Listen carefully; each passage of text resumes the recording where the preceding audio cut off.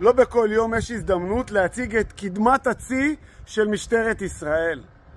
הסירה הזו מהמהירות בארץ, הסירה עם מספר המנועים הכי גבוה שיש שם במדינת ישראל על סירה אחת. 4 מנועים. כל מנוע 300 כוחות סוס, V6 של חברת ימה.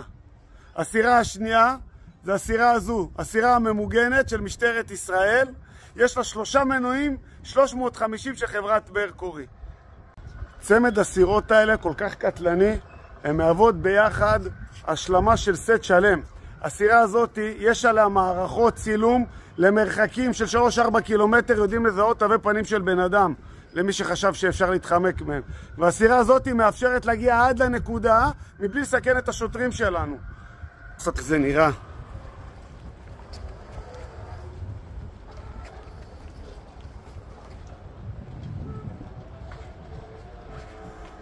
אלו הסירות שלנו שאמורות לשמור עלינו והן עושות את העבודה מדהים. אין ים שהן לא יודעות לקחת. מי שטעה לגבי הצבע הזה, הוא לא סתם, גם המנועים מכוסים בו, והצבע הזה יש בו טכנולוגיה. תשמעו, אני מתרגש, זה מרשים, אין מה לעשות. משטרת ישראל, שאפו, תודה רבה.